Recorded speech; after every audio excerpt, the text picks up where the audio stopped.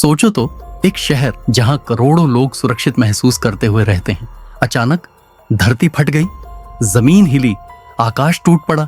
जब कैलिफोर्निया की छाती में सैन एंड्रेस फॉल्ट जाग उठा, तब पूरा शहर बन गया एक मौत का जाल। फिल्म की शुरुआत होती है कैलिफोर्निया की पहाड़ी सड़कों पर। एक लड़की गाड़ी चला रही होती है, अचानक उसका एक्सीडेंट हो जाता है और कार खाई के किनारे लटक जाती है। लड़की अंदर फंस जाती है और घबराकर चिल्लाती है, हेल्प, कोई है। उसी वक्त हेलीकॉप्टर की आवाज आती है और एंट्री होती है रे की, जो लॉस एंजलिस फायर डिपार्टमेंट का रेस्क्यू पायलट है। सब जानते हैं कि रे बेहद बहादुर और निडर है। वो अपनी जान जोखिम में डालकर रस्सी से नीचे उतरता है और उस लड़की को सुरक्षित निकाल लेता है। यही सीन हमें शुरू में ही बता देता है कि रे सिर्फ हीरो नहीं, बल्कि दूसरों की जान बचाने के लिए अपनी जान भी दांव पर लगा देता है। इसके बाद कहानी मुड़ती है वैज्ञानिकों की तरफ। कैलटेक यूनिवर्सिटी के भूकंप विशेषज्ञ लॉरेंस और उनकी टीम हूवर डैम पर कुछ अजीब हलचल नोटिस करते हैं। सहकर्मी पूछता है, डॉक्टर, ये कोई छोटा ट्रेमर है क्या? लॉरेंस गंभीर आवाज में कहता है, नहीं, ये तो बस शुरुआत है, असली अभी आना बाकी है। और तभी जबरदस्त भूकंप आता है। हूवर डैम टूट जाता है और पानी का सैलाब सब बहा ले जाता है। लॉरेंस तो बच जाता है, लेकिन उसका एक साथी मौत के मुंह में चला जाता है। यहां से दर्शक समझ जाते हैं कि असली तबाही अब भी बाकी है। उधर रे की जिंदगी भी आसान नहीं है। उसकी पत्नी एमा उससे अलग हो चुकी है और बेटी ब्लैक अब लंदन पढ़ाई के लिए जाने वाली। ब्लैक अपनी माँ और उसके नए बॉयफ्रेंड डेनियल के साथ सैन फ्रांसिस्को चली जाती है। रे मन का दर्द छुपाकर काम करता है, लेकिन साफ दिखता है कि अंदर से वो टूटा हुआ है। विदाई के वक्त ब्लैक अपने पापा से कहती है, डैड, जल्दी मिलेंगे। रे हल्की मुस्कान के साथ जवाब देता है, जितनी जल्दी हो सकेगा। इसी बीच लॉस एंजलिस में आता है पहला बड़ा भूकंप। गगनचुंबी इमारतें हिलने लगती हैं, सड़कें फट जाती हैं। एमा एक ऊंची बिल्डिंग के लग्जरी रेस्टोरेंट में फंस जाती है। रे अपने हेलीकॉप्टर से पहुंचकर किसी तरह उसे बचा लेता है। टूटे रिश्तों के बावजूद दोनों फिर साथ मिलकर इस आपदा का सामना करने लगते हैं। दूसरी ओर सैन फ्रांसिस्को में ब्लैक भी पार्किंग गैराज में फंस जाती है। सबसे बुरी बात, डेनियल डर के मारे उसे छोड़कर भाग जाता है, लेकिन किस्मत से तभी दो ब्रिटिश भाई बेन और ओली वहां आ जाते हैं और मदद करते हैं। ओली मजाक में कहता है, तुम्हारा बॉयफ्रेंड तो बड़ा बहादुर है ना? ब्लैक गुस्से में कहती है, वो मेरा बॉयफ्रेंड नहीं है। यहीं से ब्लैक का किरदार बदलता है। अब वो सिर्फ जिंदा रहने के लिए नहीं, बल्कि अपनी समझ और हिम्मत से दूसरों को भी सही दिशा देने लगती है।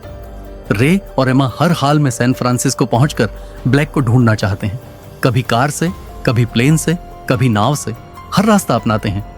रे कहता है, हम ब्लैक को ढूंढेंगे, चाहे जैसे भी। एमा उसका हाथ पकड़कर कहती है, मुझे पता है तुम कर पाओगे। रास्ते भर वो तबाही, घायल लोग और टूटता बिखरता शहर देखते हैं, लेकिन वक्त कम होता जा रहा है।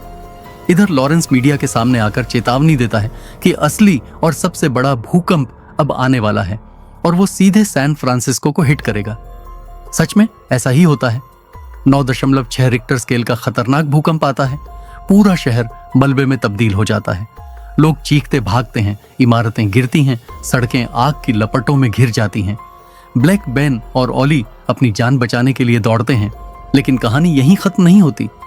असली खतरा अब भी बाकी है। शहर की तरफ बढ़ती है सुनामी। आसमान छूती लहरें सीधे शहर के अंदर घुस जाती हैं, अपने साथ विशाल जहाजों को खींच लाती हैं, पुलों को तोड़ देती हैं। लोग चीखते भागते हैं, हर तरफ अफरा तफरी मच जाती है।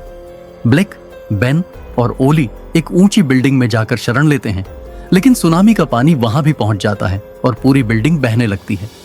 इधर रे और एमा नाव लेकर ब्लैक तक पहुंचने की कोशिश करते हैं, मगर तूफानी लहरों के सामने उनकी नाव भी लगभग डूबने लगती है। आखिरकार रे अपनी बेटी को ढूंढ निकालता है, लेकिन तब तक ब्लैक पानी में फंसकर बेहोश हो चुकी होती है। उसकी सांसें रुक चुकी होती हैं। एमा रोते हुए चिल्लाती है, नहीं, प्लीज ब्लैक, उठो। रे हार नहीं मानता। वो ब्लैक को बाहर खींचकर लगातार CPR देता है। कुछ पल के लिए सन्नाटा छा जाता है, लेकिन अचानक ब्लैक खांसने लगती है। एमा खुशी से चिल्लाती है, वो जिंदा है। रे की आंखें भर आती हैं। वो अपनी बेटी को सीने से लगाकर कहता है, मैं तुम्हें खोने नहीं देता, कभी नहीं। अंत में सब, रे, एमा, ब्लैक, बेन और ओली गोल्डन गेट ब्रिज के मलबे के सामने खड़े होते हैं। शहर लगभग तबाह हो चुका है। एमा धीरे से पूछती है, अब क्या करेंगे? रे आसमान की ओर देखता है, जहां अमेरिकी झंडा लहरा रहा होता है और शांत आवाज में कहता है, हम इसे फिर से बनाएंगे। ये थी पूरी मूवी की कहानी। उम्मीद है आपको एक्सप्लेन अच्छा लगा होगा। अगर अच्छा लगा तो वीडियो को लाइक करें, चैनल को सब्सक्राइब करें और दोस्तों के साथ शेयर करना ना भूलें। बहुत जल्द हम एक और नई मूवी एक्सप्लेन लेकर आएंगे। तब तक के लिए नमस्कार, मिलते हैं अगले वीडियो में। Tata, bye bye.